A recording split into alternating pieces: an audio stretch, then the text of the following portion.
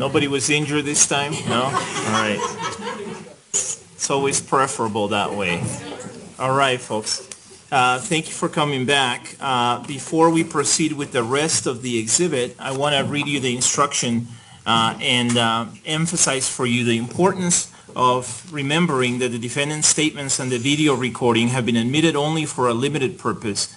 You may consider the defendant's statements and this video recording only as to the issues raised by his plea of not guilty by reason of insanity. You shall not consider them for any other purpose. Dr. Reed's statements and this video recording may only be considered for the limited purpose of allowing you to evaluate the reliability of his examination and to provide context to the statements made in the video recording by the defendant. You shall not consider any statements made by Dr. Reed and this video recording for any other purpose. All right, with that, Mr. Brockler, do you want to proceed with publishing People's Exhibit P-TR-1010? Yes, sir. All right, you may do so, and I will dim the lights.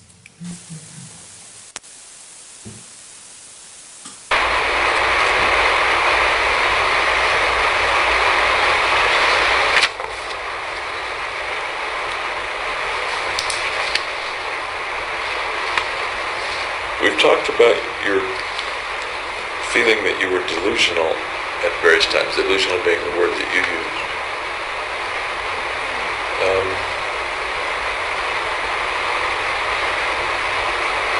Can you refresh me about that? Get me started on that conversation I again. don't recall when I said the context. Okay. Can you think of a time right now when you were delusional? Prior to the shooting. Okay. And now I want to ask you, what's your definition of delusion? A thought or idea that doesn't match reality. Okay. How does that differ from someone who's deeply religious? Well, according to their reality, their God is real. Okay. So would you call that person, if you disagreed with that religion, would you call that person delusional for believing in some miracle of Christ or some miracle of Allah? Could. They probably wouldn't like it too much. Do you think the person would be delusional, or is that something different from a delusion? Well, I'm not sure if all religion is delusional or not. It's certainly not scientific. Okay. You used the word belief earlier. Your belief in the life value system, the human capital system. Okay. You used the phrase that was a belief, which is not scientifically testable either, right? Right.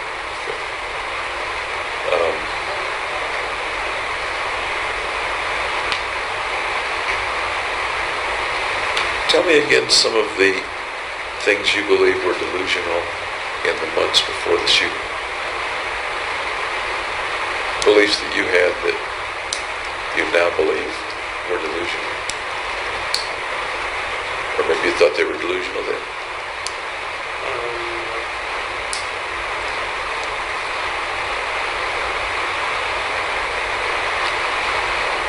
I thought it was delusional for wanting to kill the whole world.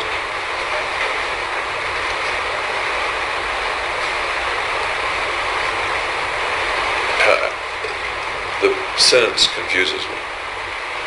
I thought I was delusional for wanting to kill the whole world. Right, wanting to kill the whole world was the delusion.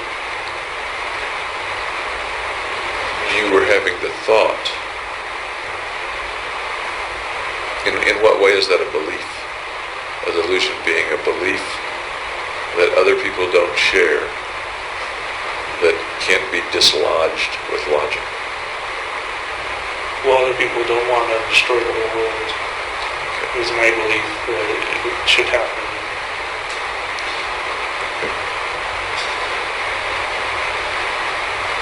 I might, just speaking for myself, put that in the category of crazy thoughts. Not delusional. I would think. When I think of a delusion, I usually think of something that you think is true, but other people don't think is true. My whole human capital system. Okay. You believe that right now? Do you believe that's delusional? Yeah, because other people don't seem to agree. You feel pretty strongly about it. You believe in it pretty strongly, or am I wrong? Yeah, I believe it. It's pretty unusual for people to say, I have a belief, a very strong belief, and by the way, it's a delusion. And I'm saying it would be a delusion viewed by other people, not according to me.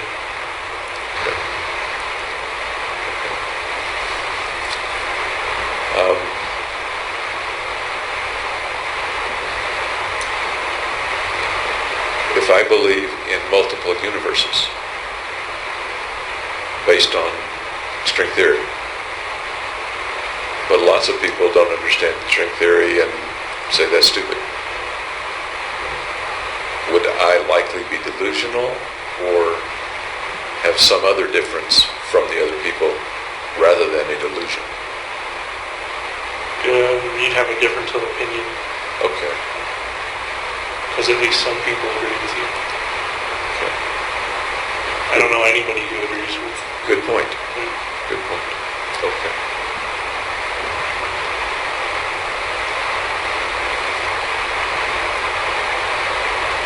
You had the thought that people were watching you. I remember you talking about that law enforcement was watching you. Yeah. Did you have the thought that anybody else was watching you, keeping an eye on you, observing you? Well, I thought into Einstein were keeping tabs. Not really observing me. In what way did you think they might be keeping tabs? Just if my homicidal thinking was getting worse. By what method were they keeping tabs? Or might they have been keeping tabs? Just by thinking about it. Would that, in the way you were thinking in 2012, would their thinking about it have brought them information about you? Is that a way to keep tabs on people? Or? I'm not sure how they would keep tabs. Did the mere fact that they were thinking about it allow them to observe you? Allowed them to characterize me. Did it allow them to observe you? Is that a way that Like they could? physical observe. I don't know how that would possibly. Do you think they could do it in any way, a magic way, a practical way, a scientific way, in any way? Did their thinking about you? Oh, I thought they could kind of tease it out of my mind a little bit.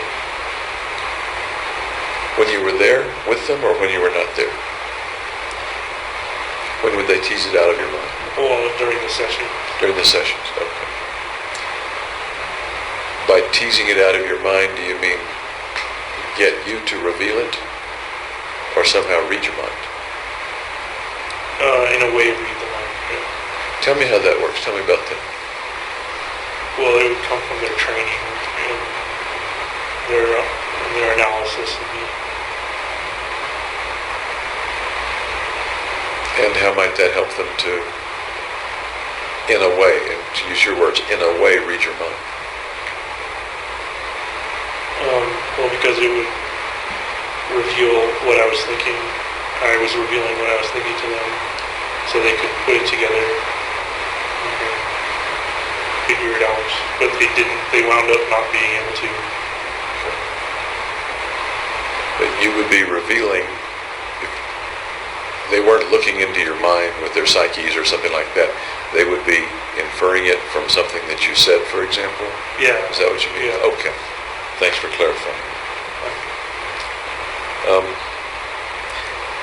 Was anybody else, as far as you can tell, did you think anybody else was observing you, keeping an eye on you? No, not really.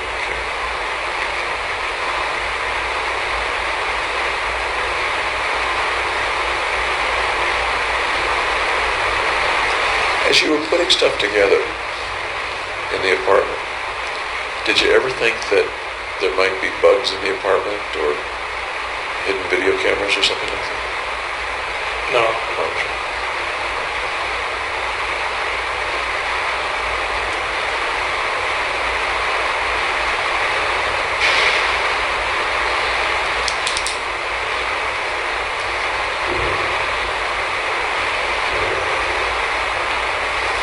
You watched a fair amount of TV, and I know you like comedies and stuff.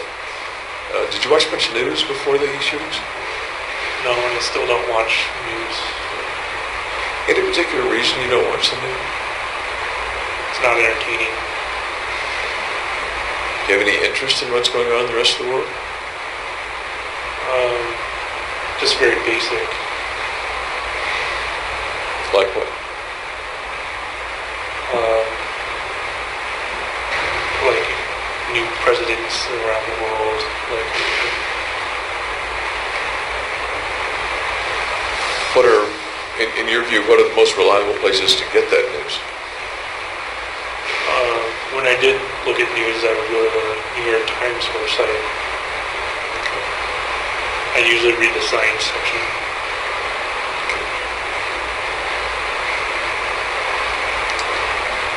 I may have asked this before. Did you ever get the idea that as you were watching TV, whatever was playing was particularly meaningful individually to you? Yeah, just before the Denver Health. Tell me about that. I think I recall you talking about it, but would you refresh my memory? Well, there was a couple. There was one where Obama was nodding to me. And there was another with a movie, kind of adventure movie. I don't remember what it was about. And that's exactly the kind of thing I was wondering about. Before the shooting, had you ever had that experience? No. Soon after the shooting, after you got arrested, the first month or so, did you have that experience? No, I don't think so. How about the other way around? Your thoughts or comments being able to have unusual influence over other people? No, it was mostly the other way around. You're a strong-willed person. The mission was a very strong impulse, and those were physical things. Have you ever been able to mentally affect other people? No, not that I know of. And we're talking a little bit about paranormal kinds of things, parapsychology kinds of things. Yeah, I don't think so. Okay.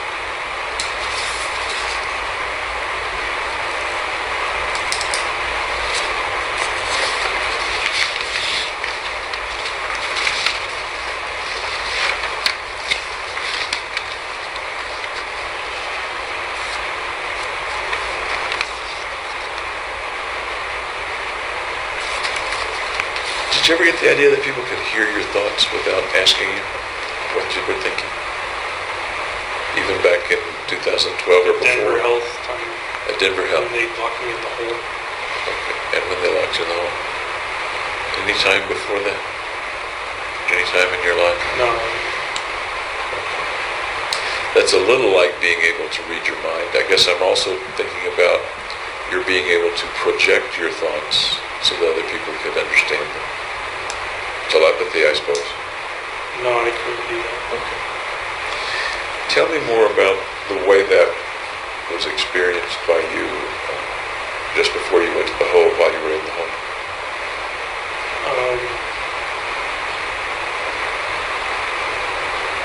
Well, I thought other people were reading my thoughts, so I tried to,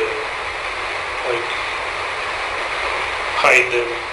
So I would say a bunch of colors, like red, blue, green, red.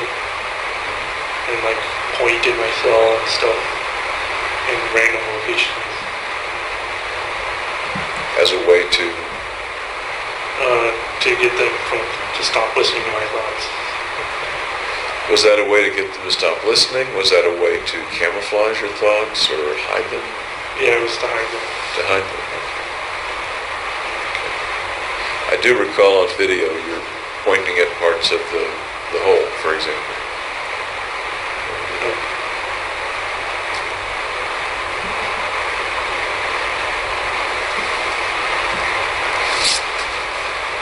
Oh, no, this is an aside. We were talking about the window and the door to your cell. And you can see out the window, and you can see to the, not the sally port, but where the officers are and stuff like that. Do they cover that window sometimes? A lot of the time they do. When the people are out in the common area, so they don't look in. And when the trustees come by and clean, they'll have that covered. So they're covered pretty much any time there's another prisoner in the area? Recently, yeah. Just recently?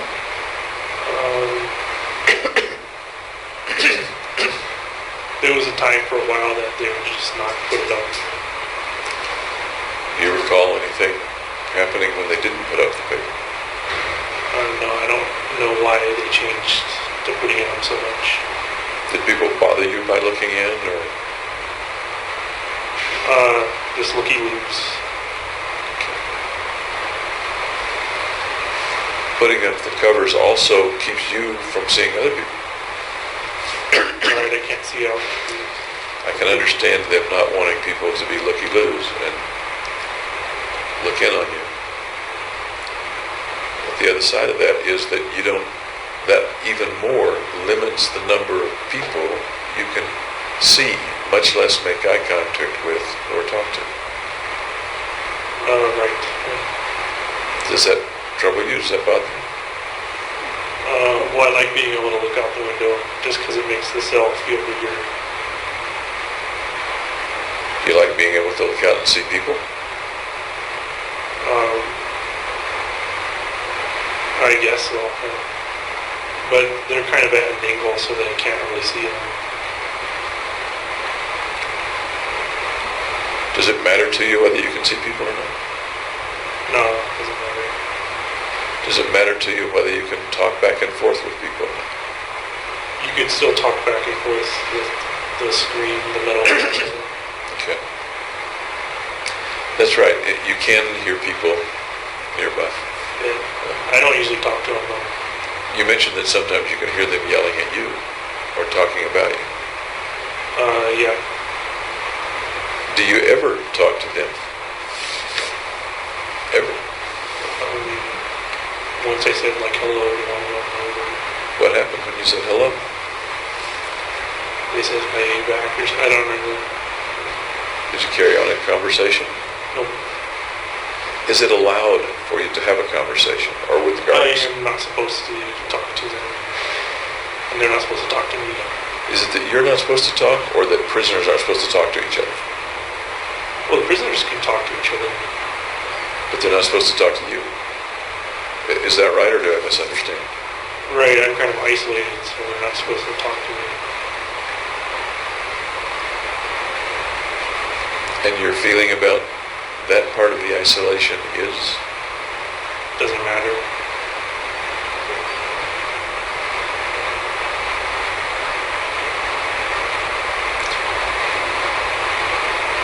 Do you think it would have mattered in May or June if all of your friends, I understand that you had disconnected from many of the friends at that point, if nobody would talk to you?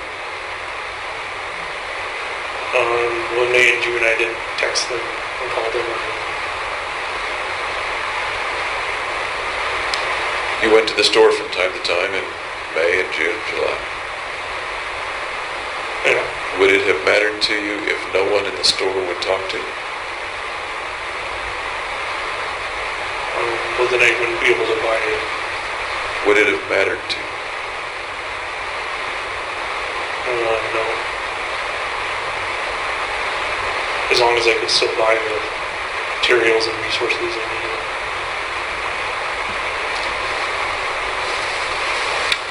Let's go back a year before that. Let's say at Riverside. Okay. You interacted with people a lot. Right, yeah.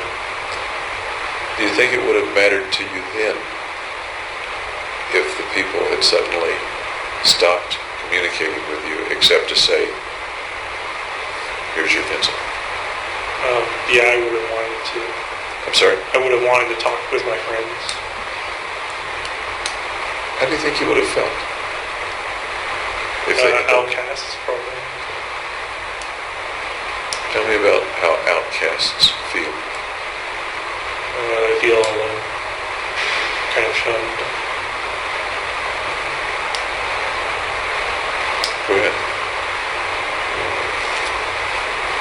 They feel no one's paying attention to them.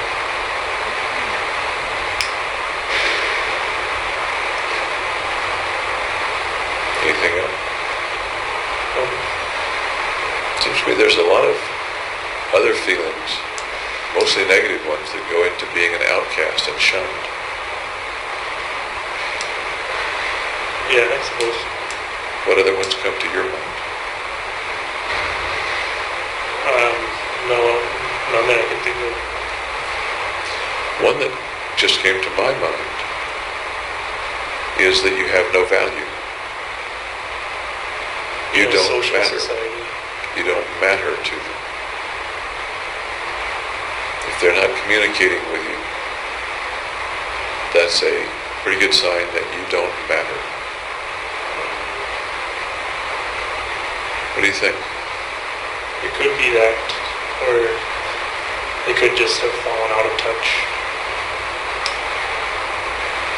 We're talking about, let's continue to talk about the ones at Riverside. Okay. People that you see every day. Yep. And they won't talk to you. They're not allowed very much to make eye contact with you, or they choose not to make eye contact with you.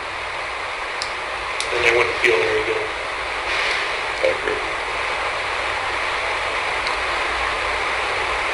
Does it occur to you that it would convey, you don't matter, you have no value to me? It could.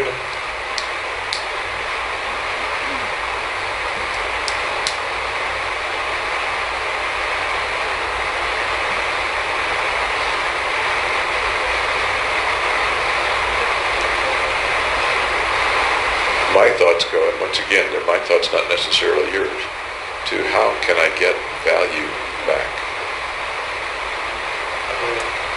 Contact your friends again.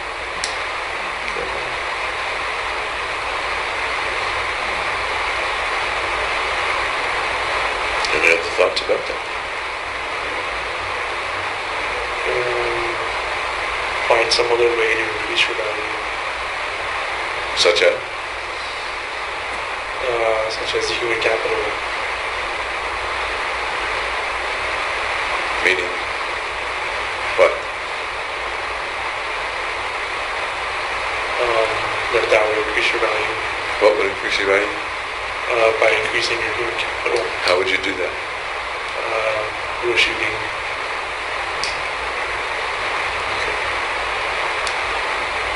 I feel like I've kind of led you down a path, and I don't mean to do that. What do you think about that? Does that resonate inside you at all? Well, I think if you're feeling valueless, you want to find a way to be valuable again.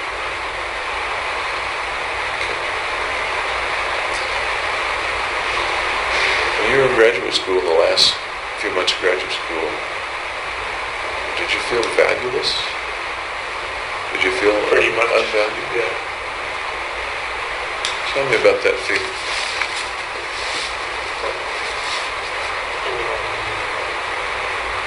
I had a loss of self-worth.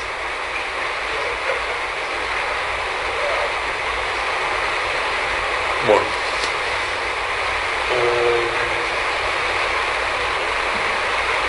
The career I'd chosen was most likely over.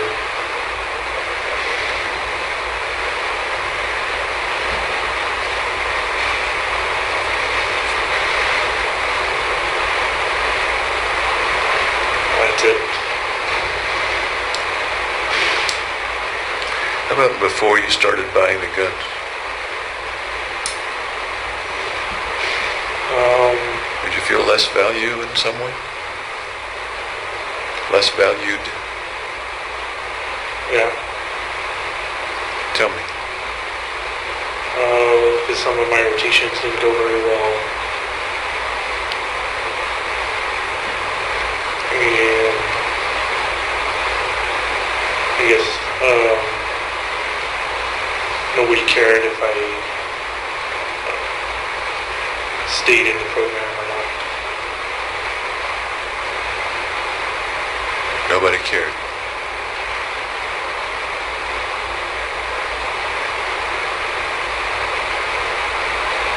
Go on. I don't have anything else.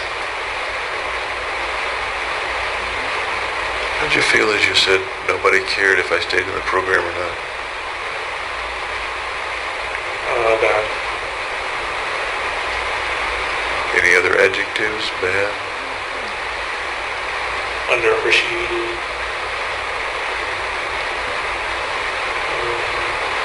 Outcasted.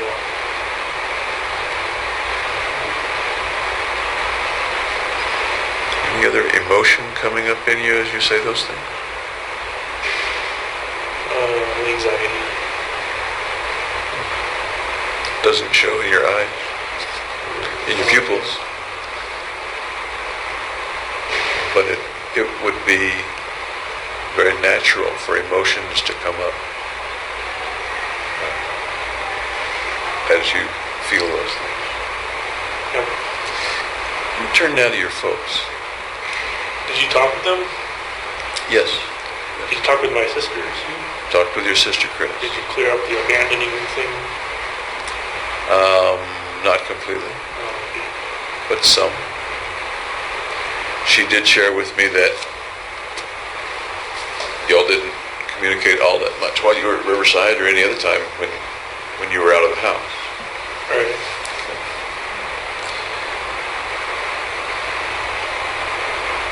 But it's a little different now. You're not just off doing your own thing and she's off doing her own thing. Well, kind of still is like that. And one of the questions that I might ask her at some future time is, would she write to you or communicate with you if you were sick in a hospital or if you were in the military fighting in Afghanistan? What do you think she'd say there? Probably not. She'd probably maintain radio silence. You know that's not what I mean. And Would her caring about you extend to keeping in touch with her brother if she knew he was in trouble because he was sick in a hospital, or if she knew he was in trouble because he was in Afghanistan fighting, yeah, I think she would then.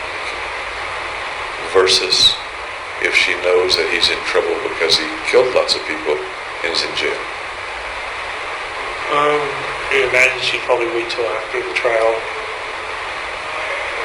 so she doesn't say something incriminating or something like that. Your mom and dad can write to you without saying incriminating things. Right. So she might can- be worried. She can too. Okay. She can too. We talked about the hypothetical situation of people not valuing you, and a sign of not being valued being that they're not communicating with you, ignoring you.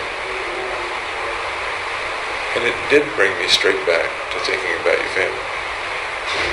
Your mom writes to you, your dad writes to you moderately often, and your sister doesn't know. Oh, we didn't, as she said, we didn't communicate that much when I was in undergrad either. It's still a conundrum to me though.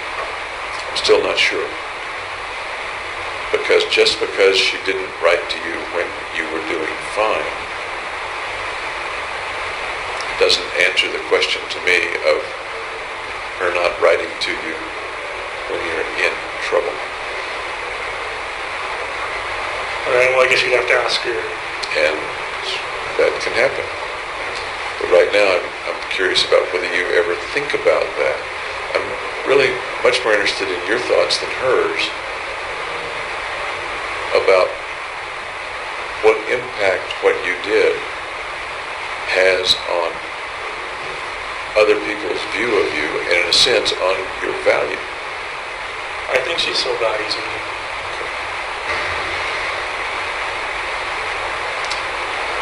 Here's an odd thought. Think she values you as 1 or 13? 7. Seriously. And maybe that was a serious answer, I don't know. 1, I think.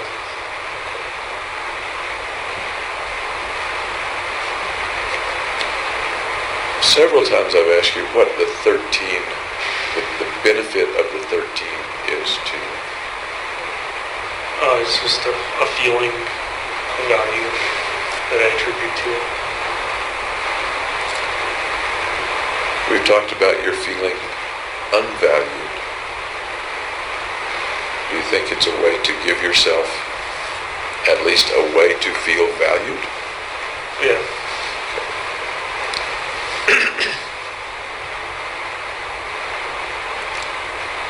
It's a way that you made up. Right. Does that make it any more valid a way or less valid a way to give yourself value?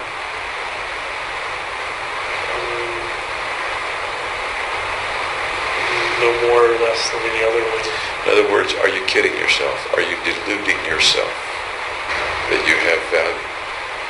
No.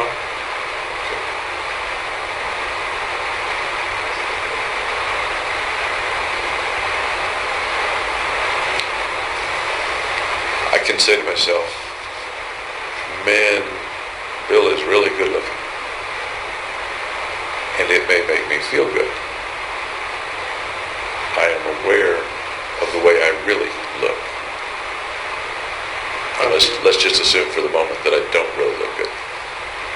I'm aware of the way I really look, so I'm aware that it makes me feel good to, say, put on a fresh shirt, look in the mirror and say, I feel good. But I'm not deluding myself. And I wonder if there's any analogy one way or the other to you needing to feel good or better about yourself. I'm a 13 instead of a 1. Right, yeah, it's kind of hard set. I'm sorry? It's kind of hard set like that. Hard said? Hard set. Hard set. Tell me what you mean. Just that's the result of the summation of the values.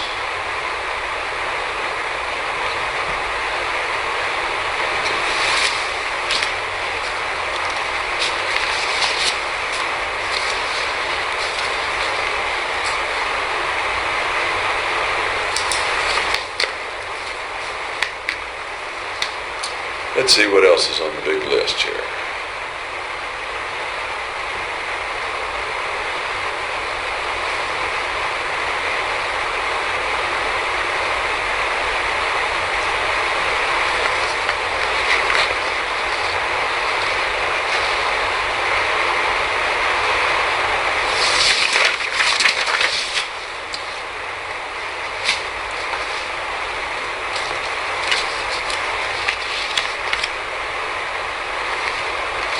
Let's look at the notebook.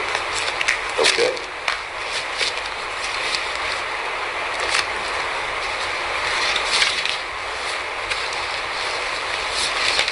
You've talked about the notebook in some ways as legacy, if you will, communication, being remembered for some of the things in it, and a communication specifically to Dr. Finn.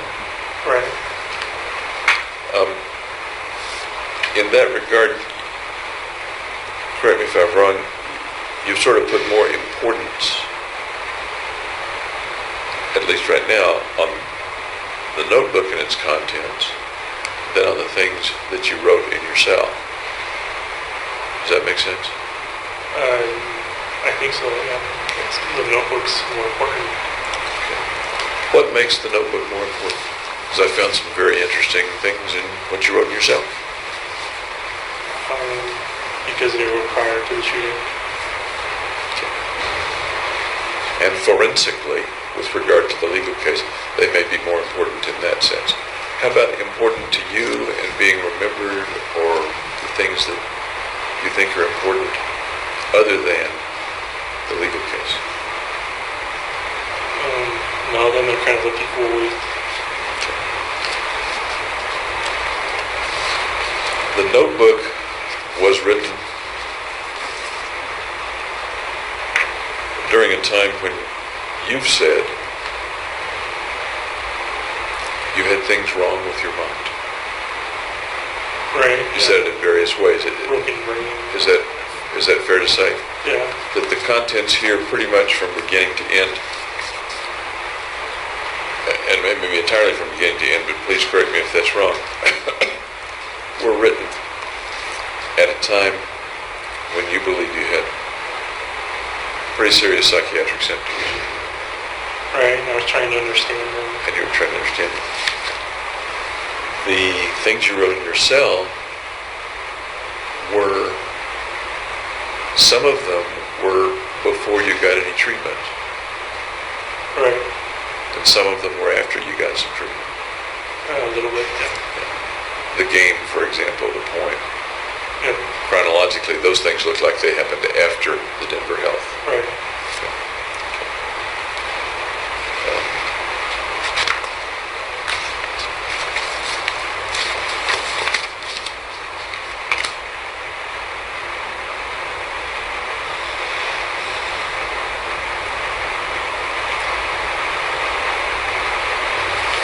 I'm looking for the part in your notebook where you talked about facing death or eviscerating your soul.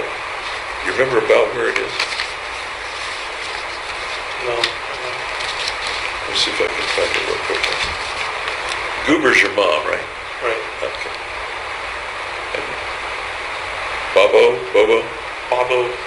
That your dad? Yeah. Okay. Chris is your, okay.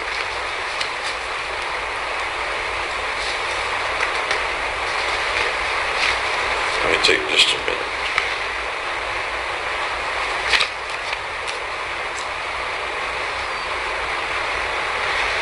Interesting, I never noticed it before. Your representations of death, in here, for example, Fire. that's the fire, yeah. Yeah. Just as appeared outside the window in one of your drawings, right? Right. Okay. And I remember seeing in that drawing a fiery head coming up as if you're red-haired. But I don't think you shared that I don't know. that association with It's going to be me. that, yeah. Yeah.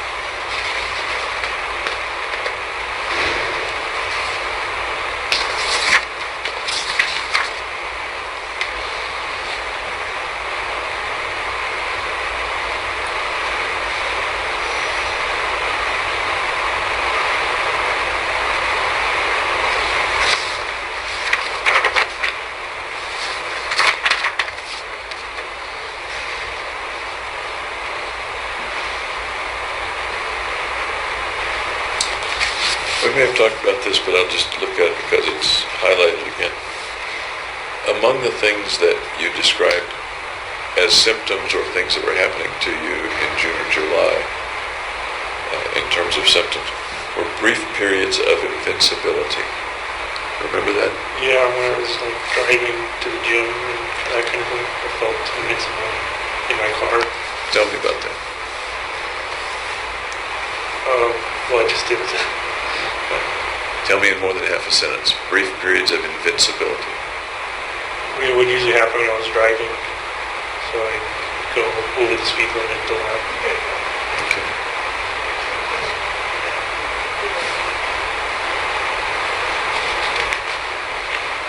Invincibility in what context then? That I couldn't be hurt. In terms of having an accident, or in terms of bulletproof, or in terms of superhero? Really, any of those things. Right after that, brief periods of invincibility, comma, actions are in hyperspeed. Yeah, time would seem to speed up. In what way? Tell me about that. Well, it just seemed like I was going places faster, doing things faster. How much faster? Like twice as fast. Twice as fast. No faster than that? Not too hyper speed, I guess. And you're getting exactly what I was getting at. If I watch a video at twice speed, it looks a certain way, the movements are recognizable, you can figure out what's going on.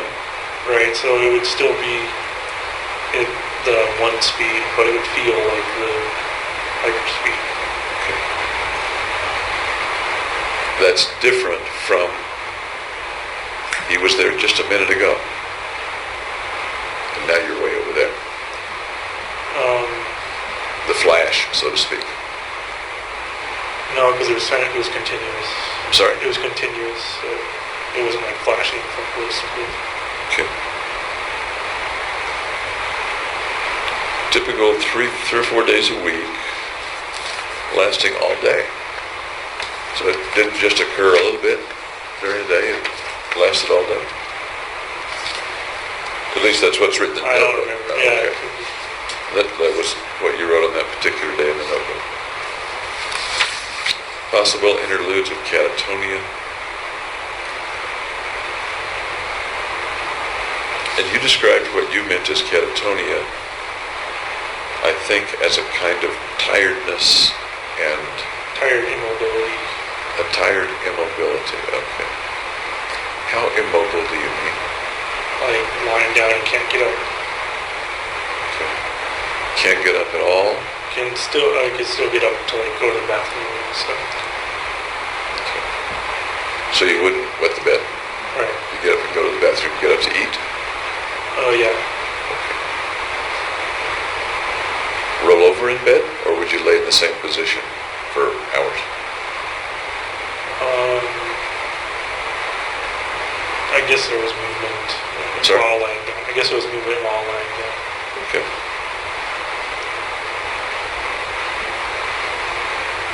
We talked about the fleeting movements in your peripheral vision, kind of like a light flicker. And correct me if I'm wrong, those are the things that evolved into the shadows, or are we talking about two different things? They're different. Yeah. So one was like flickerings in the periphery. Another was like seeing silhouette shadows on the wall that could move around in weird ways. Okay. The peripheral things, seeing something flicker over the side. What would happen if you turned?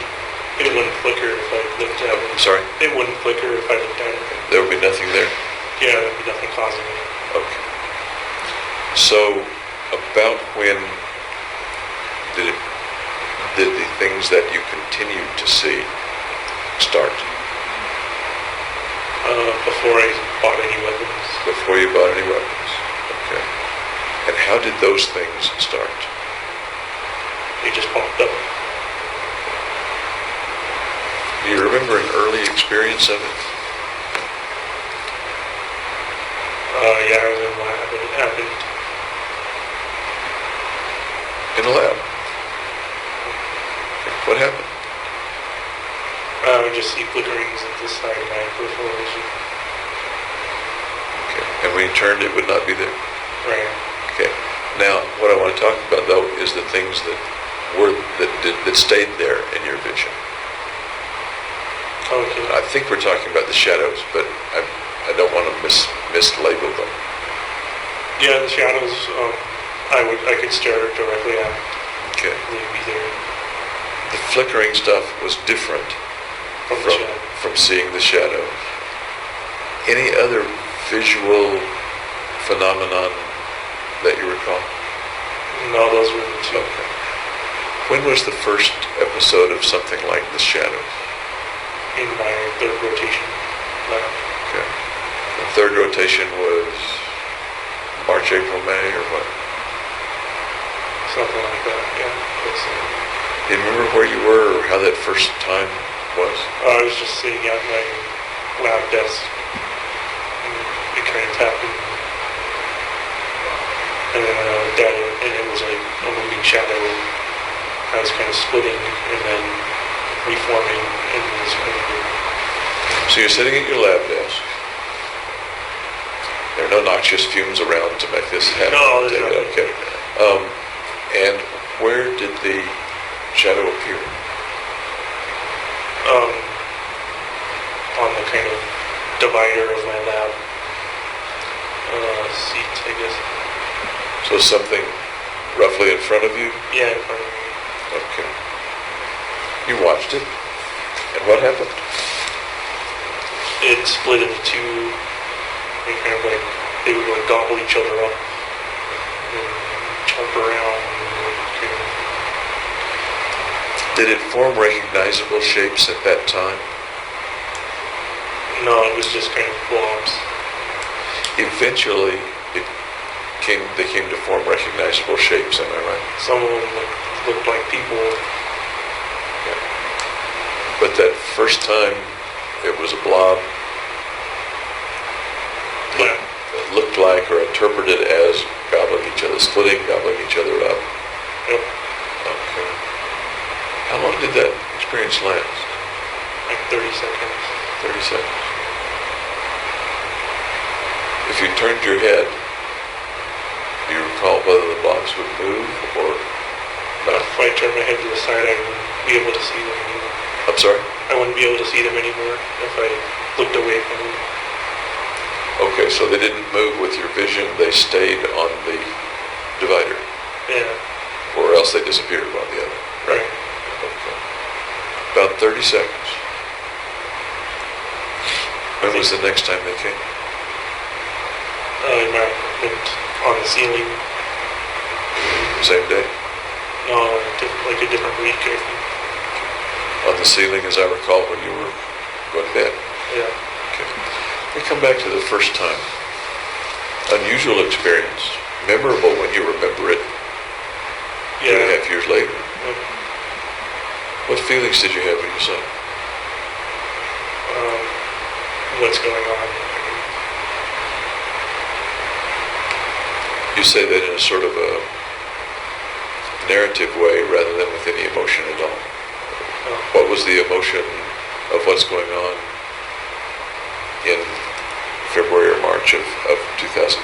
I was surprised. Surprise. What else? I didn't know what to attribute it to. Did you think there was a logical explanation or not? I couldn't think of one. Did you look around for a logical explanation? Well, I looked behind me to see if there's something casting it. That seems logical to me. And there wasn't, I take it. Right. Okay. Were you frightened at all? No. Were you worried or concerned? No, I wasn't. Really? You're a neuroscience major and you just had what would at least bring up the idea of an hallucination or an illusion, one or the other.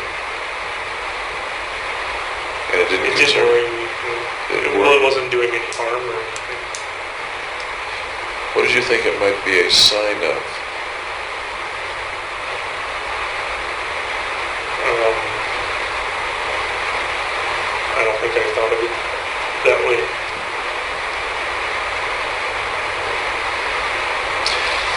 time if Gargi had come and said, you know, James, did she call you Jimmy or did she call you James? James. Okay. James, I had the weirdest experience. I'm sitting there at my lab desk and I see these blobs. They lasted for 30 seconds. They broke apart and they seemed to gobble each other up. I'd say you should see a psychiatrist or an optometrist or something. What would be the possible meanings of them if they'd happened to Gargi? That she was seeing something unreal. I'm sorry? She was seeing something unreal. And that might have been caused by what, if it were Gargi? It might be a hallucination. Okay. And what would a visual hallucination connote, generally? Not trying to make a shrink out of you, but you knew a lot about the brain at that time. Schizophrenia, probably.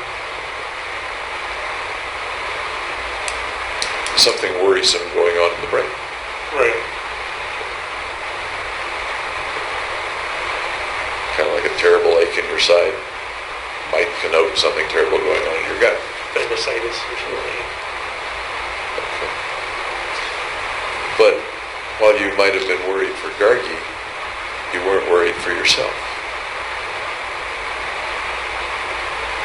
What do you make of that? I don't know how to make that up. I don't know.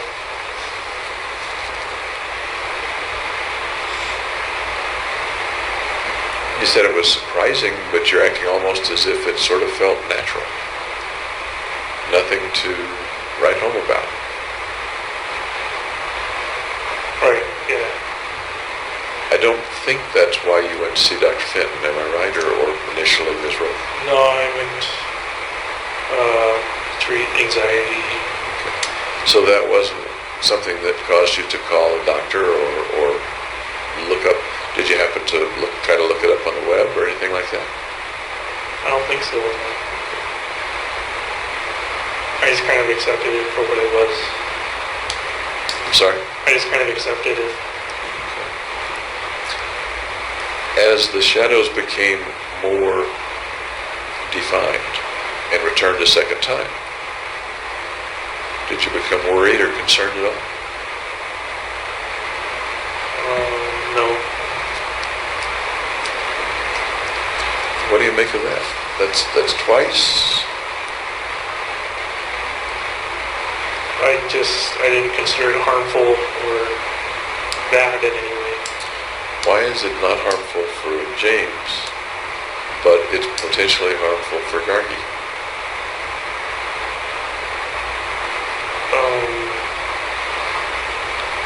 I guess because Gargi's more normal or something. Because I kind of figured I had a broken brain, so if something weird was happening, that might be why. So one possibility is, hey, I'm weird anyway, this is just another weirdity. Yeah. Interesting, I never thought of that. I said weird, you said broken brain. When was the first time you recall thinking of yourself as having a broken brain? I can't recall. Little kid, teenager, graduate school? I think teenager, but I'm not sure. That's what I recall as well. I recall you kind of saying.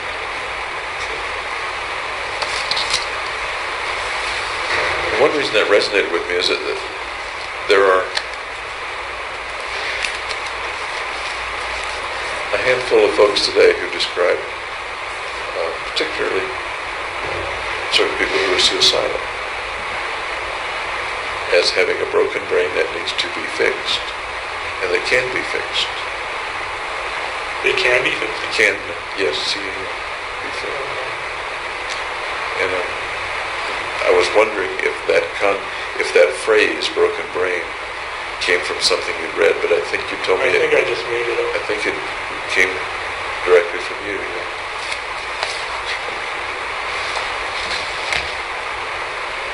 You talked about checking your appearance and scanning the environment.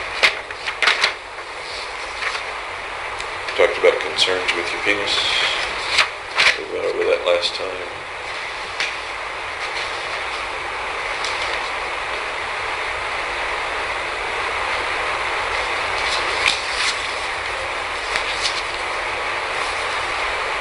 Odd sense of self. I view myself as divided. There's a biological me which is driven by biological needs, e.g. hunger drives me to go eat, thirst, etc. The real me is fighting the biological me, namely the thinking me does things not because I'm programmed to, but because I choose to. The latest battle I lost was when I finally succumbed to falling in love. Right. Tell me about that lost battle of falling in love. Well, as a kid, I thought I would never fall in love. You thought you'd never fall in love? Yeah. Or you thought you'd never fall in love, or you didn't want to ever fall in love? I didn't understand what you Didn't said. want to fall in love. Like, Really? Because a particular reason? oh, because girls had cooties or whatever. Okay. But here, the real me, let's see, the latest battle I lost was when I finally succumbed to falling in love. Tell me what that refers to. What was that? Well, there's a biological drive to procreate and biological drive of love, and I couldn't overcome those. Were you trying to overcome it? As far as you remember when you were writing the notebook, were you trying to overcome biological drive to procreate and fall in love?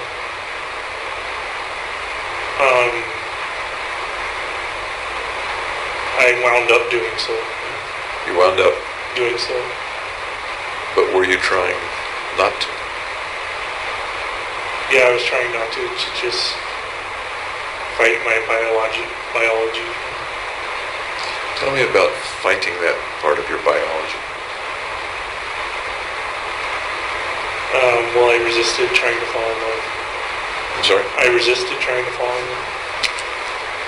You didn't fight the biology of hunger. That is, you didn't become very, very thin and not eat. Right. You didn't fight the biological drive of thirst. You didn't get dehydrated, at least not at this time in your life. Right. But I kind of made a pact when I was a kid not to fall in love with the women. That's a kid pact. I understand. Right. So I broke that pact. And that's one that's not a promise you can keep, is it? I guess not. That's not a promise that you can keep. Pretty soon you figure out that girls don't have cooties. Yeah. But now we're talking about you as a grown-up, Right. a young adult.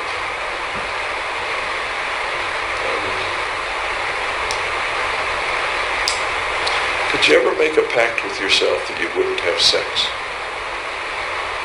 No. Did you ever make a pact with yourself that you wouldn't masturbate anymore? No. A lot of guys, at some point, believe they're masturbating too much, or it gets in the way, or it keeps them from studying or something, and they make a promise to themselves or a promise to God, usually in adolescence, but sometimes not. I'm never going to do this again. No, I think I did that with drinking, though, and I broke that one. You don't ever remember making that pact with sex or No. masturbation? And by the way, that's another example of a promise that shouldn't be made because it can't be kept. First of all, it's a silly promise. Second, it's impossible to keep. Right. But sometimes people feel very guilty about not keeping the promise. It's a misplaced guilt, you know what I mean? A little, yeah. I'm wondering if that has anything to do with succumbing to falling in love. It certainly sounds like misplaced guilt. Can you tell me what your associations are to that, what you think about or feel as you think about that? Just that I had that pact very strongly and still broke it. And then felt guilty about breaking it. The pact to Not fall in love. not fall in love. Not the pact not to masturbate, the pact not to fall in love. And that's from way back in childhood? Yeah. Good. How does that pact stay strong? I can understand an 8-year-old making it or something like that. Yeah. How does that pact stay strong after you have a taste of reality and you're a young adult? It seems It's just unusual. there. Seems unusual to me. One of the ways that it might stay strong, I guess, is that if you thought that falling in love would bring something terribly bad. No, I don't think I rationalized it like that. Falling in love means eventually you lose the thing you love. No, I didn't put it that way. We love our dogs. We're a little kid, we lose our dog. I'll never love another dog again because it's painful to lose my dog. I'm not saying that's you talking, but it's a way that we make pacts. You'd have to have already loved your dog though. And then when I was a kid, I didn't already love a girl or whatever. Some people who watch their parents get a divorce or watch their parents fight a lot will say, boy, this being in love must be really terrible. It causes you to argue and to throw things and maybe to get into fights. I'm not going to get into love, and I'm not going to fall in love because I don't want that to happen. I don't want myself to be hurt. I don't want to hurt other people. That wasn't the case for me. Beg pardon? That wasn't the case for me. Does the analogy apply to any other kind of pain that you might have anticipated with falling in love? I don't think it applies. Okay. I'll stop beating that dead horse then. Okay. You succumbed to falling in love. In what way did you succumb and how did you fall in love? Just by getting to know her. I'm sorry? Just by getting to know her. To know Gargi. Gargi. Okay, we're talking about Gargi. And you had already said she was your first serious girlfriend. Yeah. Okay.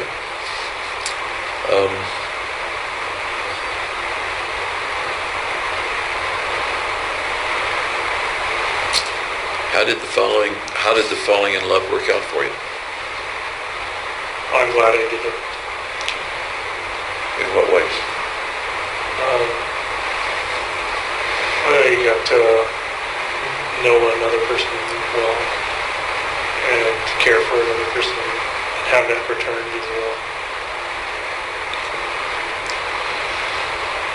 So lots of good things happened. Right. Am I right? Yeah. When you wrote this,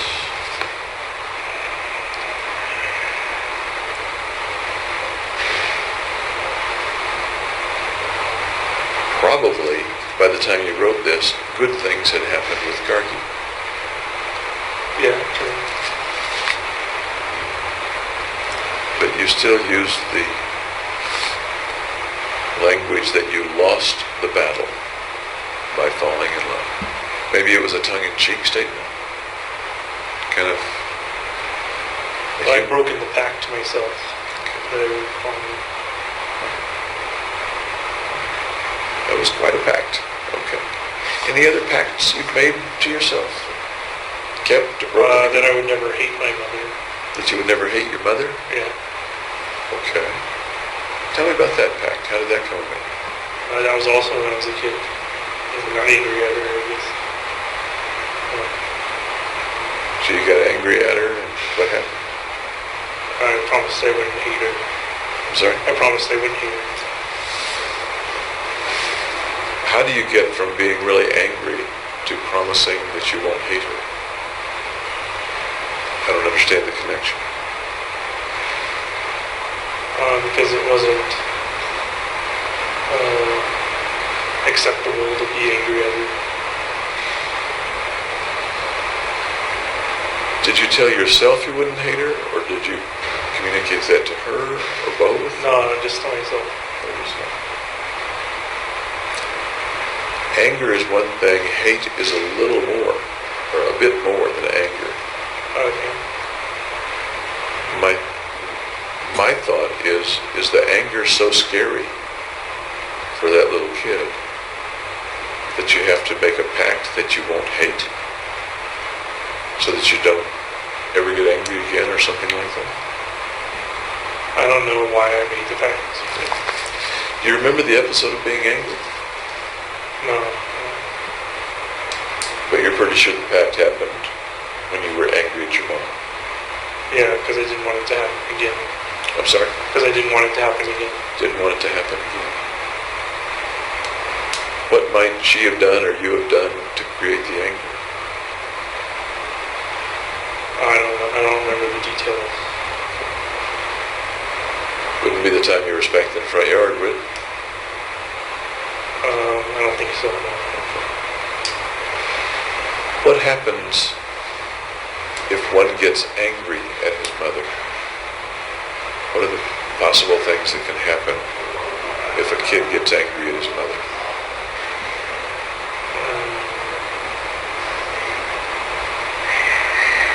She could treat you differently. Such as?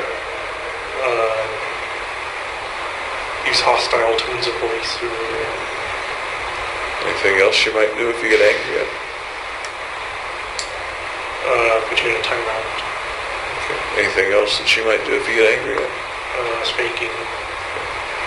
Anything else if she gets real angry at you? Ignore you. Ignore you. Timeout's a sort of ignoring too, isn't it? Ignore you. I think of not talk to you. Right.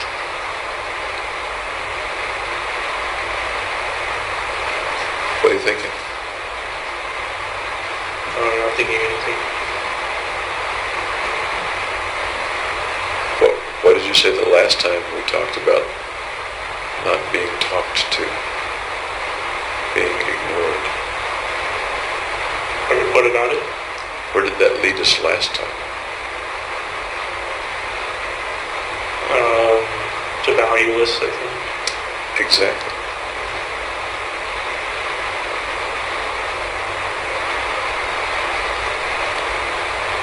Seems to me that the single most important person that you want to value you is your mother, especially when you're a little kid. Yeah. Yeah.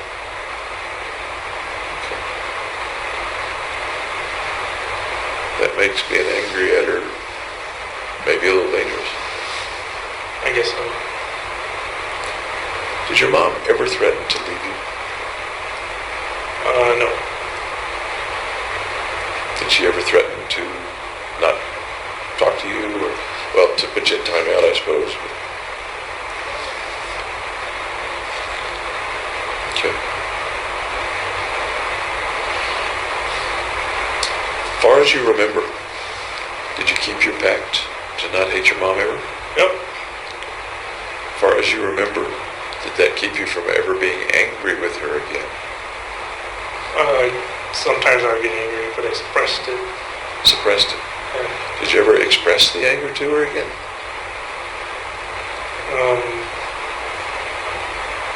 No, I don't think so.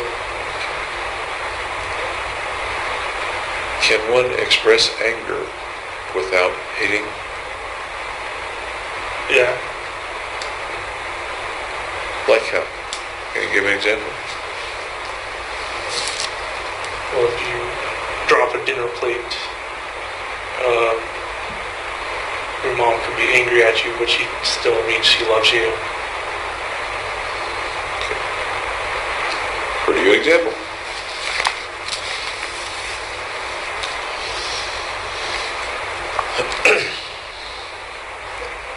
Back to the notebook.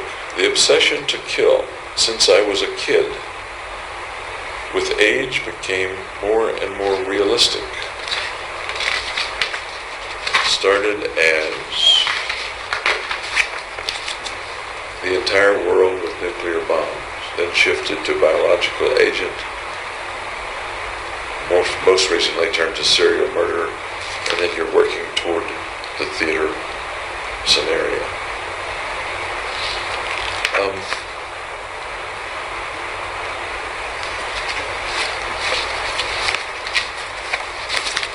That little set of sentences suggests that at this particular time when you wrote in the notebook, you drew some kind of connection between thinking about killing when you were a kid and ending up with the actual killing when you were a grown-up. I guess it kind of progressed. In some of our earlier talks, there seemed to be gaps in that progression, and it wasn't particularly connected. It was a qualitatively different scenario in the child than in the person with the mission as an adult. Does that make sense? I didn't have a mission when I was a child. Right.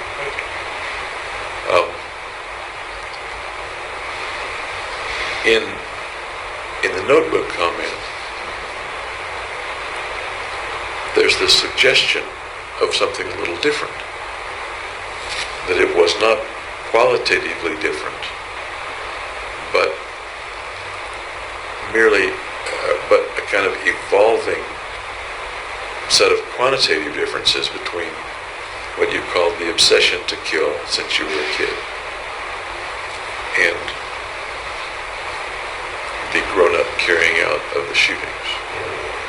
All right, it went from like everybody to just a small group. Okay. Do you see that as a continuum, or do you see it as an interrupted continuum, like a dotted line, or do you see it as two separate lines? One as a child and one as much later in your life? No, I think it's one single continuous line. Okay. Was there any time when that line was interrupted?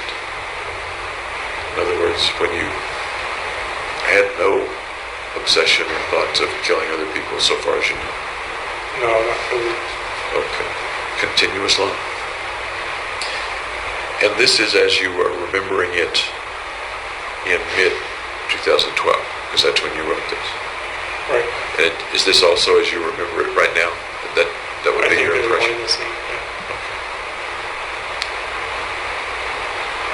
But I think I heard you say more amorphous when you were a child. Right, there wasn't any clear details to it. It was just nuclear bomb. In the notebook, you use the word obsession. An obsession with killing. Yeah, because I think I have OCD. I'm sorry? I think I have OCD. Okay. Put that in simpler one-syllable words for me. Obsession to kill. In a child, you name the age, whatever age you want to start with. 10. Okay, at 10. What do you mean by obsession? Recurring thought. Recurring thought. How often? It would vary. Sometimes multiple times a week. Sometimes going every other week. Did it interfere with any of your kid activities? No, it would occur on like downtime and like before going to sleep. I'm sorry? Before going to sleep, kind of times when nothing's happening. Occur when nothing's happening, downtime, going to sleep. Okay. I think you said that you never wrote about it or did any drawings about it or things like that. Is that? No, I didn't. You didn't? I kept it inside. Kept it inside. This is as far as you remember. Right.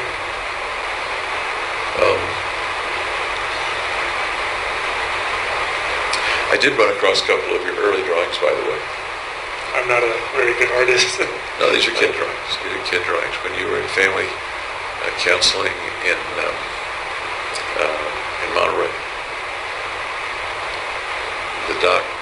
counselor had you draw a house and he had you draw a family. Remember that? No, not at all. Yeah, a long time ago. I am not a very good interpreter of children's drawings. I'm not a child psychiatrist, so I won't attempt to interpret them. But they didn't involve killing anybody, okay? Okay. They really didn't.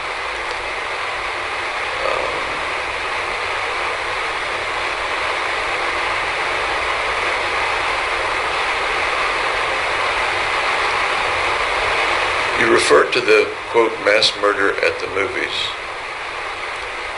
as the last escape. I don't know what I was escaping from. I don't either. Any thoughts? I guess death is the last escape. But you're talking about what you described as an obsession, starting over 10 years before, and that led to, quote, the last escape, comma, mass murder at the movies. Escape. Interesting word. Maybe the thoughts were escapism. I was using them to kind of get out of normal time.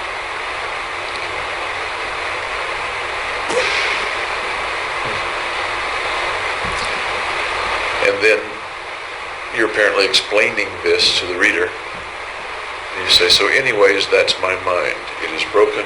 I tried to fix it. I made it my sole conviction. But using something that's broken to fix itself proved insurmountable. Right. That's a logical statement. Can't use a broken tool to fix something. Well, I can't think of many really good analogies except just the statement that you made that we need help to fix a broken mind. A mind that's seeing itself erroneously or operating erroneously.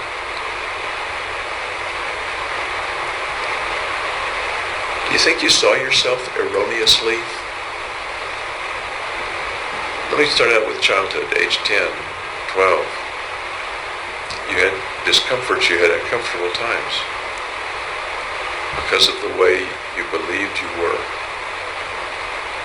Do you think you viewed yourself erroneously?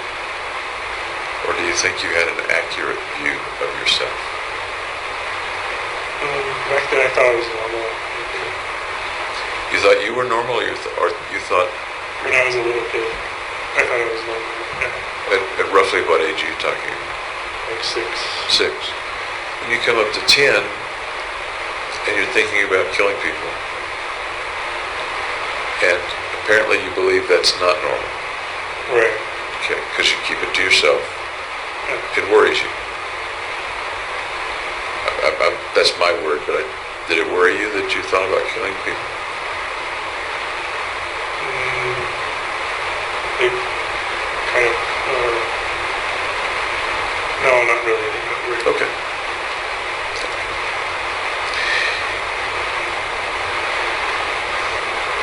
As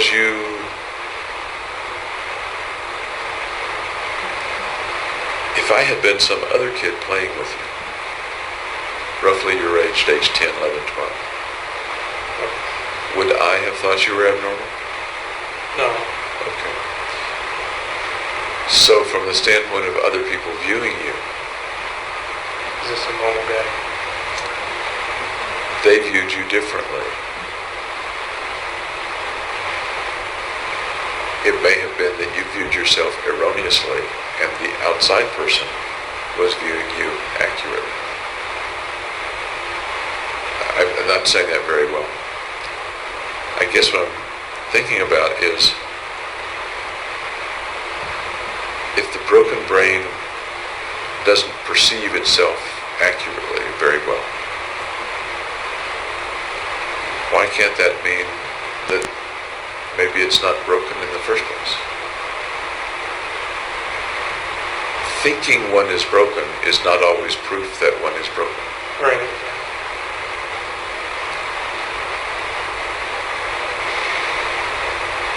How accurate or inaccurate do you think you've been in viewing yourself over the years? Pretty accurate, otherwise I wouldn't have written it down.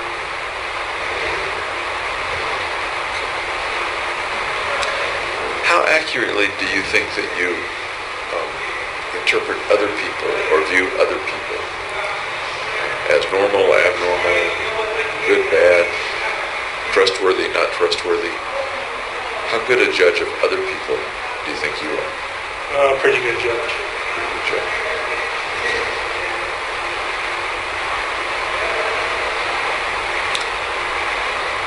Do you think you are a pretty good judge of other people's feelings? Yeah, I can tell when they're happy or sad. When you were with Gargi, that was a close relationship. Right. Did you think you were a pretty good judge of how she was feeling at various times? Yeah. I remember you said you got candles on Valentine's Day. You made chicken, baked chicken for her. And you got candles. And I remember asking whether you got them for her or for yourself. Remember what you said? No. You said you got them for you because you like candles. Yeah, the scented candles are nice. Beg your pardon? The scented candles are nice. Okay. Was there a part of you that got them because Gargi might have liked them? Yeah, I thought she would like them too. How much did you do for Gargi because it was something that you thought she would like? Well, one time I went to 7-Eleven and got a Slurpee for gave it back to her when she was studying for some test or whatever. Okay. Nice thing to do. You were thinking of her. Oh. You weren't particularly wanting a Slurpee. You went and got one. I drank a little bit of her Slurpee. In general, has it usually been more about James than other people, or no? No, it's a balance. Okay.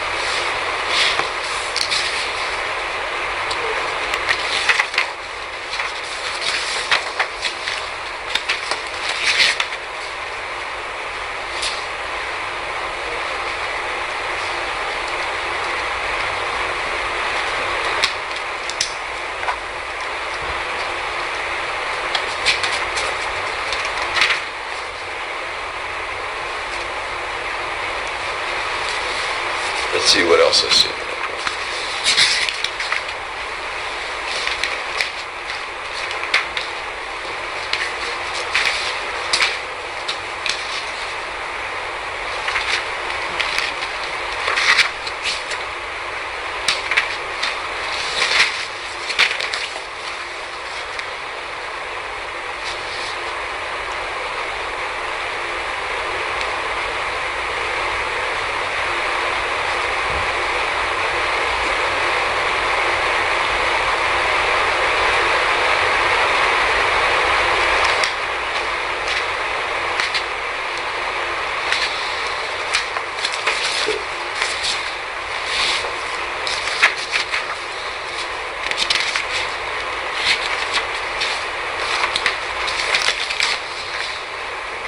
I skipped over the phrase that I was very interested in before, and that was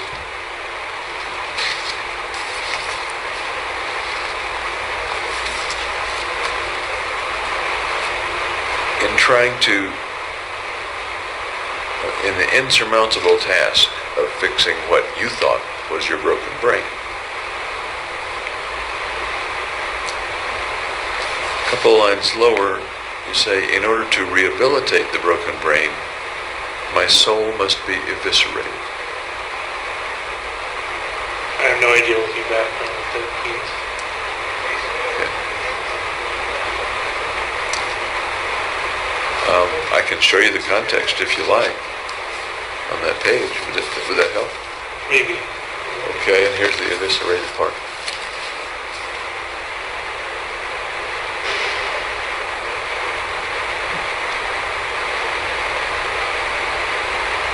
I don't know what I meant by soul. Okay. That's a very, it's a striking phrase, isn't it? Yeah. Or a striking sentence.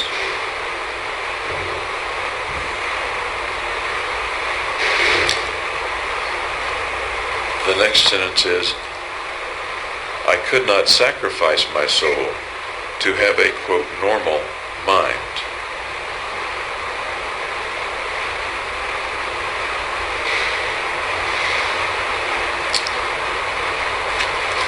What comes to mind when you think of that sentence? My soul must, well, the whole context, in order to rehabilitate the broken mind, my soul must be eviscerated. What pictures come to mind? I'm not sure what I meant by soul. Okay. Kind of difficult. I understand that. What comes to mind right now? I guess the core of my being is the soul. Okay. And eviscerated, what does that bring to mind? Kind of cut out a weakness, I think. So I guess the broken part of me was so essential. It was a part of my soul. So we go from broken mind to broken soul. And that's what you just, I don't know if it's broken at least soul. verbally went, that's the way the verbal track went. And for soul you talked about the core inside of you. Yeah. Do you think you had the idea that your core was broken? I guess so, because the brain is kind of the core of the person. Actually, I'm separating that from mind right now, from the broken mind, the broken brain. I'm talking about something more visceral, more basic. I'm not sure again. Kind of this, What does the word eviscerate, just by itself, what does eviscerated mean to you? I think it means cut out a weakness.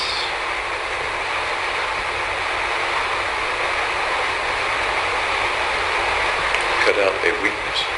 Do you think that's what it means in this context, or do you think that's what the dictionary says? I guess what it means in this context, in the dictionary, maybe just to cut out.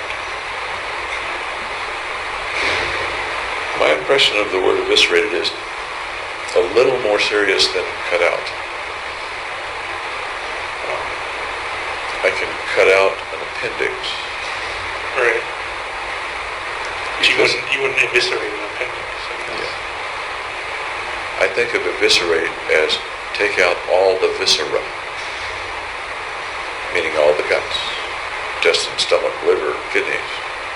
I consider that Eviscerate. disembowel. Beg your pardon? I consider that to be disembowel. It's exactly what eviscerate means. Okay, well, I don't have a dictionary. But, again, if that's not what you think the word means, then that may be an irrelevant path to go down. Okay. But once again, you're a very smart guy. Summa cum laude. Not summa, only magna. Okay, magna cum laude. That's- Not the highest. Okay, you're right.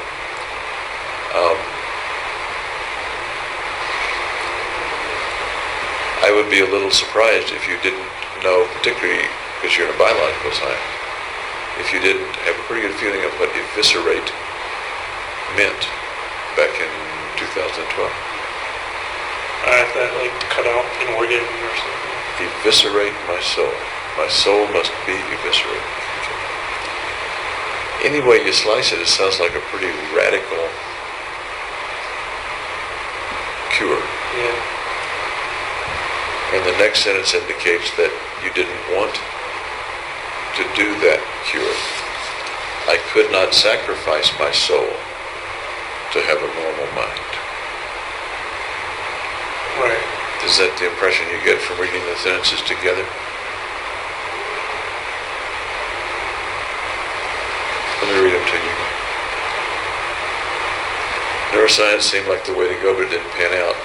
In order to rehabilitate the broken mind, my soul must be eviscerated. I could not sacrifice my soul to have a normal mind.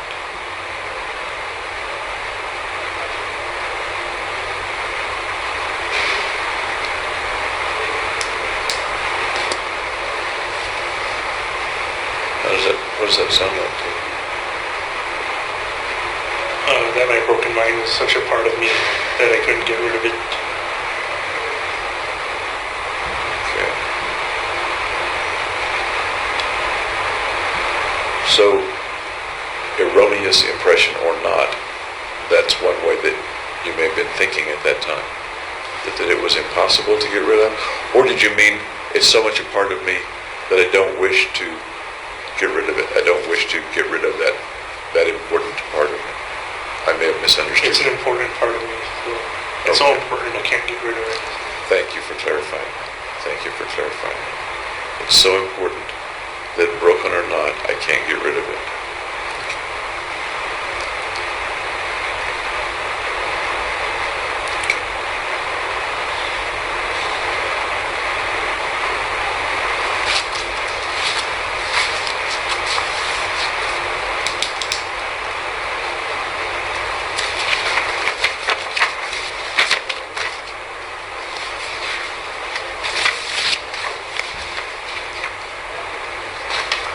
And you've got what you title some crazy concepts here. That was just like random stuff I was thinking about. Beg pardon? That was random stuff I was thinking about. Some of which don't sound crazy, they sound kind of philosophical. And I don't think you were referring to yourself as, these are the concepts of a crazy person. I think you were, am I right? They were just kind of interesting. Okay. I didn't want to misinterpret that. Okay.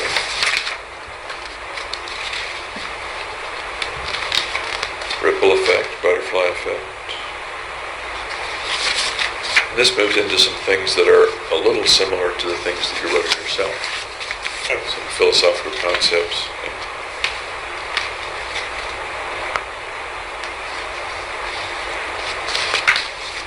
And then a few pages of the whys. Once again, any reason why I wrote it? any thoughts or context for doing the why, like 5 pages of why? I guess it just really bugged me that I didn't know why things were the way they are, kind of. Okay. And the whys bug lots of people. As you were doing the why, do you remember what you might have been feeling? Was it frustrating to have why? Was it just angst of why? Are there some adjectives that go with the why? Inquisitive. I'm sorry? Inquisitive. Inquisitive one. So inquisitive suggests to me not much emotion, but inquisitive, maybe a thinking rather than a feeling or emotion, or emotional why. Is that just me, or is that the way you I was trying to like figure the why in a thought process. It takes a while to write why 250 times, however many times that is. It wasn't that much, but yeah, it took a I'll while. bet there are 250. Really? I'll bet there are. I'll count them, I'll tell you tomorrow. How's that? No, you don't have to do that. But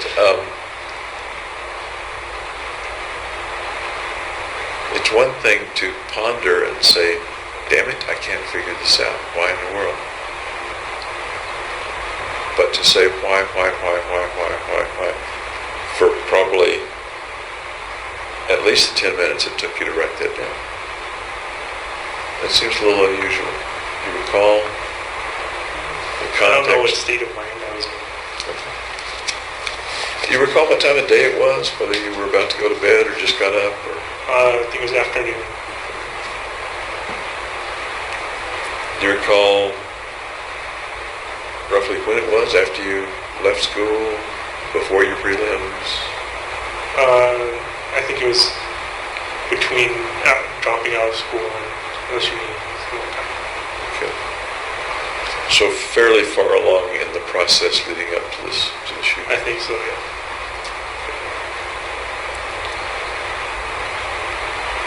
And a couple of pages later, we have the comment about casing the place, targets random, the cruel twists of fate are unkind to the misfortunate. We talked about that. The various possibilities, methods, venues. And then the rather detailed laying out of the plans and for doing it. Chronologically, these are after the whys. So roughly when would you have been making those drawings? June and July. June or July?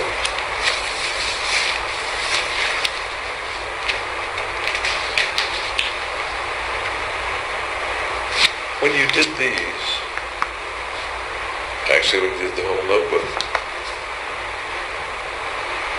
were you anticipating that this would go to Fenton? Yeah, I sent the address to Fenton.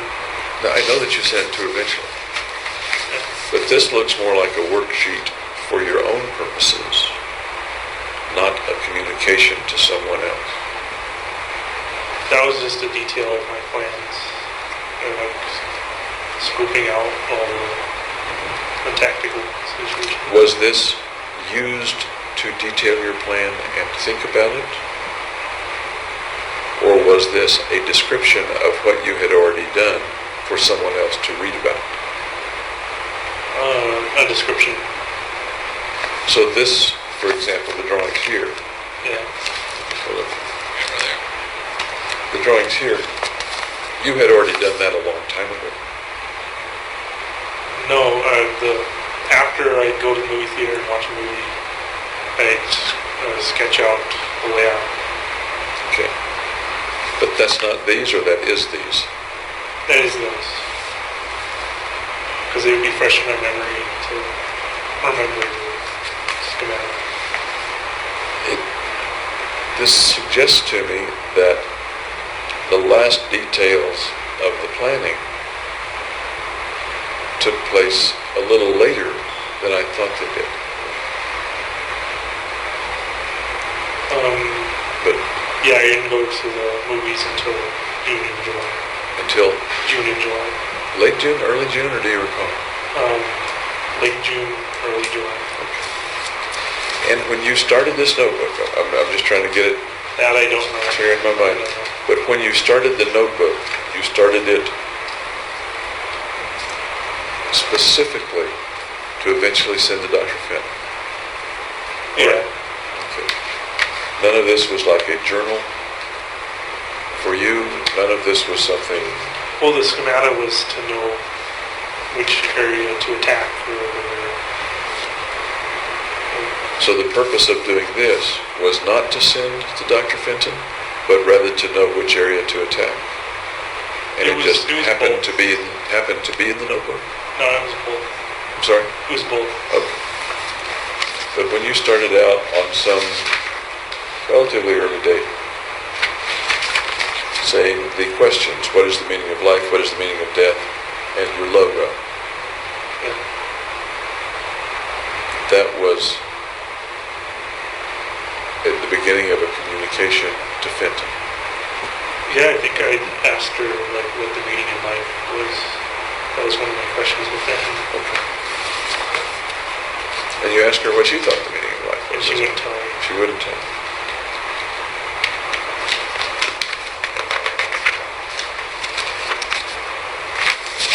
Did I ask you whether you thought Feinstein, he had this cast on his arm or something like that? I thought that was a feint. I thought he was like keeping something dangerous with him. Keep something dangerous. Did you think he was testing whether you would empathize with him? I asked him about his cast. I'm sorry? I asked him about his cast. He said, how'd you break your arm or how your arm is doing. Okay. But my question was, did you think it was a fake? You thought it was a fake, according to what you just said. Yeah, I was kind of paranoid. Okay. One of the things that you thought might be involved in the fake was hiding a weapon. Like, I thought he might be having a taser or stun gun. Okay. Somewhere along the line, there was the idea, and I'm not sure where, that you thought he might have been testing you to see if you would ask him about it, to see if you would express sympathy or empathy. I think I expressed empathy. I'm sorry? I think I expressed empathy. Yeah, but my question was, did you think it was a test to see if you would express empathy? That I'm not sure.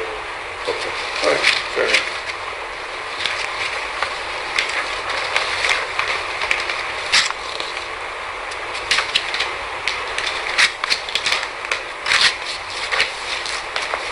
Fair enough.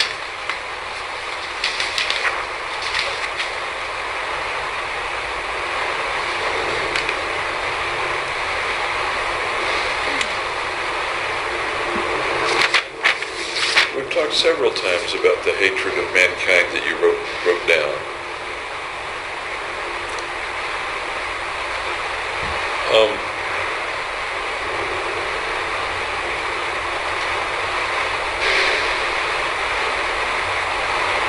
I'm still confused about whether and how much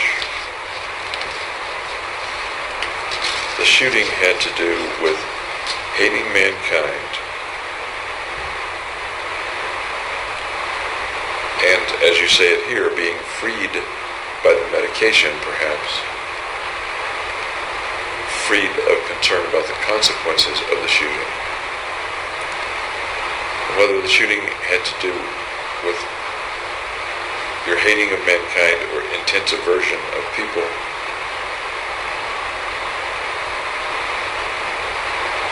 versus the means to gaining their value.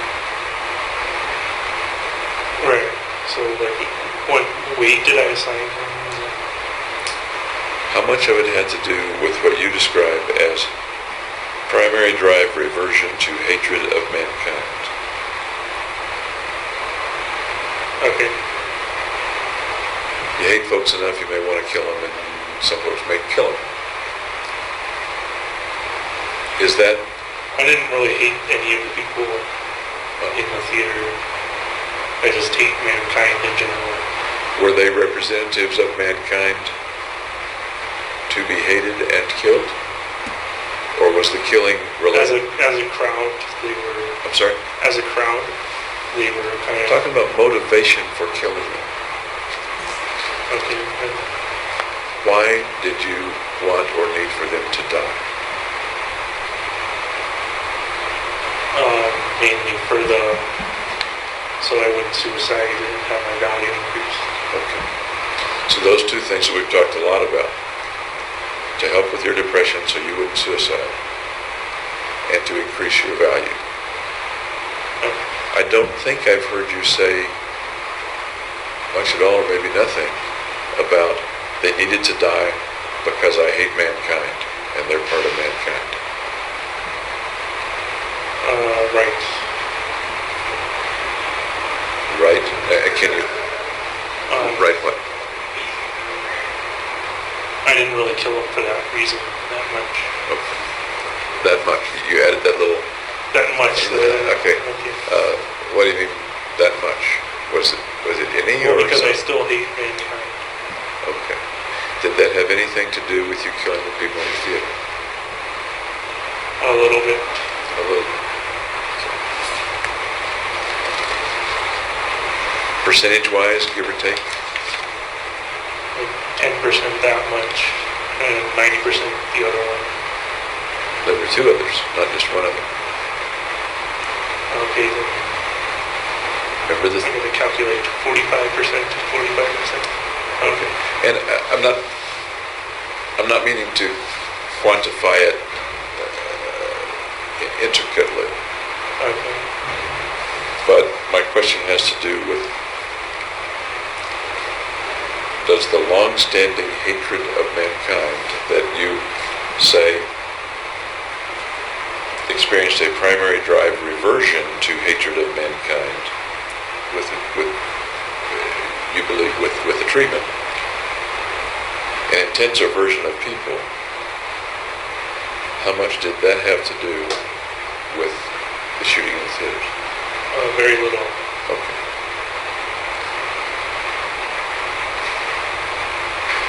Refresh me as to, and I can look this on a timeline, up on a timeline I suppose.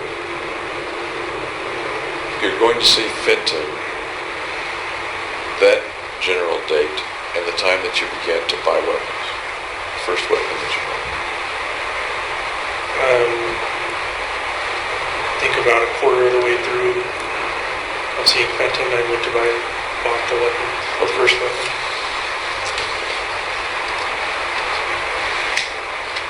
That's helpful, thank you. Okay.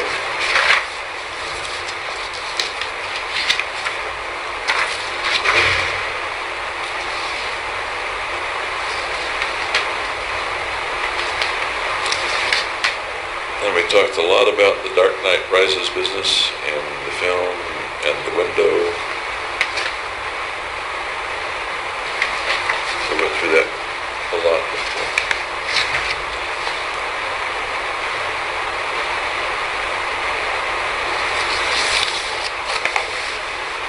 Your statement toward the end, what kind of God commands his people not to murder, yet cowers behind free will? I'm not sure what that means. He lets everybody do what they want, but then says, no, you can't do this. Says as in commandment? As a command, yeah. Cowers behind free will. Cowers is an interesting word to choose. I guess why wasn't he more bold? I'm sorry? Why wasn't he more bold and enforced it himself that people can't kill people? I mean, why didn't he just make it so that people couldn't kill him? Yeah. Is that what you mean? Okay. I understand.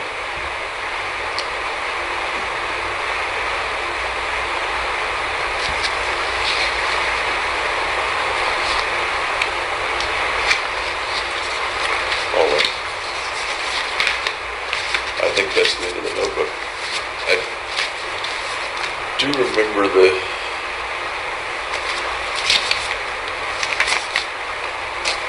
burned money stuff. We talked about that a lot, though. We talked about the burned money and what it might have meant and things like that. That you enclosed with the notebook. Right. Yeah. Was that all the money you had? No. I mean, I don't mean all the money you had in the bank, etc. But was that all the money you could draw out?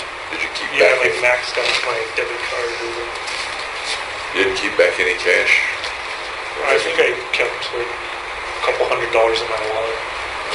I think you're right. I think they found a couple $100 in your wallet when you were arrested. Yeah. Am I right? Do you know what's happened to that money? Or to your wallet, for that matter? Donut fund, maybe. Beg your pardon? A donut fund. All right. Any questions for me right now? Nope. Anything that I should have covered better or should have asked better that you want to add just now? No, that's okay. I'd like to start tomorrow morning about 9. Earlier. A little early. Okay. Yeah. Means you got to go to bed early. Not really. All right. Thanks for talking with me again. I'll see you tomorrow. We may make it one long session or we may make it 2 sessions tomorrow. I'm not sure how that will All work out. All right. Okay.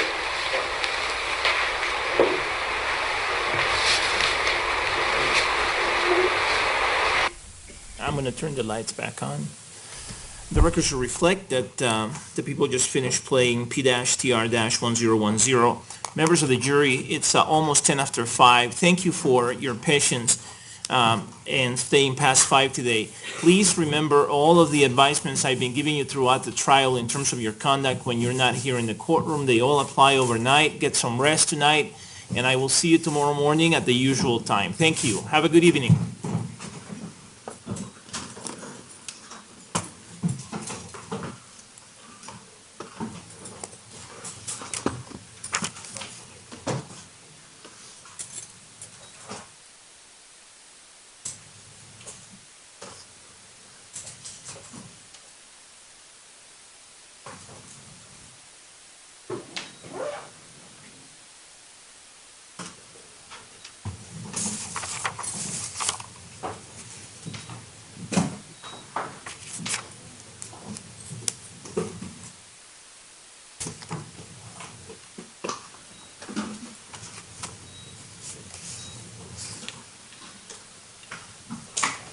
Please be seated, everyone. The record should reflect that the jury has exited the courtroom. Let me address the defense standard instruction 1 briefly. Last night I went back and looked at motion D-216, the briefs that were filed in connection with that motion and the order that I issued. And the defense filed a motion asking the court to preclude any expert testimony concerning the specific crime scene reconstruction evidence, and specifically the large-scale physical model of the theaters 8 and 9. In response, the people said that they were only intending to use the model as a demonstrative exhibit. And as a result of that representation, I didn't address some of the arguments advanced by the defense, and I treated the issue as a motion to preclude demonstrative evidence. And so given the people's representation and given my order, I am going to deny the people's motion to admit the exhibit as substantive evidence. So the defense's objection is sustained. In terms of the tendered instruction, I don't have a problem generally with the first paragraph. However, I have redrafted it to make it more accurate. And I said yesterday that I would do that. In terms of the second paragraph, it is, I think, confusing, and I am concerned that it will confuse the jury. And so my preference would be to just give the first paragraph. If the defense would rather have me give something along the lines of the second paragraph in addition to the first paragraph, then I have redrafted that, and I will read it here in a moment, and then you can tell me which one you prefer. So the two options are, number one, just having me give my redraft of the first paragraph, or number two, having me give my redraft of the first paragraph as well as my redraft of your second paragraph. And without waiving your objection, you can tell me what your preference is. And without waiving, obviously, the tendered instruction, which is now part of the record, that's tendered instruction number 1. So the first paragraph, as redrafted, reads as follows. Members of the jury, let me give you an instruction with respect to the People's Exhibit P-TR-1087, which is the physical model of the inside of Theater 9, a portion of the inside of Theater 8, and the area outside of Theater 9. A mark on this exhibit was corrected following the testimony of Brett Mills. Mr. Mills testified that the single impact in row 1 at seat 16, identified in earlier testimony by crime scene investigator Maria Perolina, was actually a fabric tear and not related to a bullet or bullet fragment. Therefore, the circle drawn by investigator Perolina on seat 16 in row 1 has been removed from the exhibit. That's the end of paragraph 1. That's my revised version of paragraph 1. The revised version of paragraph 2 is as follows. And by the way, I will have my staff make copies of this for you so that you can have, both parties can have it and think about it if they wish overnight, or for as long as they want to consider it. The second paragraph, as revised, would read as follows. Exhibit P-TR-1087 is a demonstrative exhibit and has been allowed by the court only for use in the courtroom to help you visualize certain physical spaces at the Century 16 theaters and to allow witnesses to explain and illustrate their testimony. Therefore, this exhibit is distinguishable from items that have been admitted as substantive evidence which you may have an opportunity to view during deliberations. Would you like a copy of this, Ms. Spengler? All right, I'll have my staff do that. Would you folks like a copy of it as well, Mr. Orman? Yes, Ron, thank Okay, you. I'll have my staff do that, and then you can think about how you would like to proceed. Again, I've explained the two options. My preference would be to just give the first paragraph as revised, but if the defense wants the second revised paragraph included, I will include that as well. Is there anything else at this time with respect to this particular issue? No. Judge, we can let the court know that we would prefer the second instruction the court read, the both paragraphs. All right, great. All right.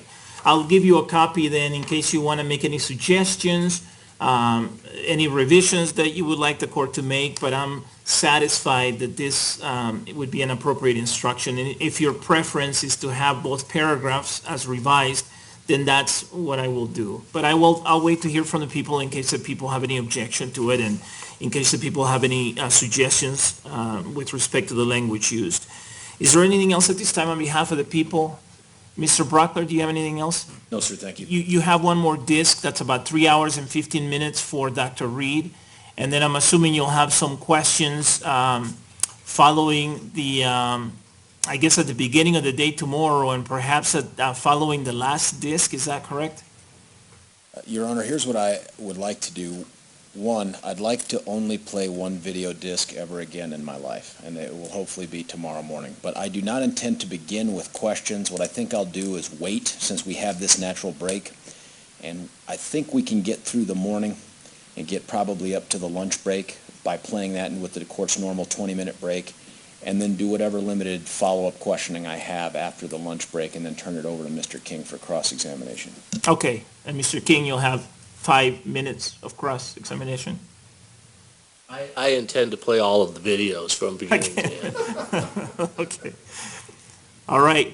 Well, that sounds like a plan, and then we'll go from there. I don't know how long Mr. King will take on cross-examination, but we'll see what happens tomorrow. Okay, anything else on behalf of the defense, Mr. King? No? No, thank you, sir. All right, great. Thank you. Have a good evening. I'll see you folks tomorrow morning. My staff will make copies of the proposed instruction. Here you go. The court will be in recess. Thank you. Please rise.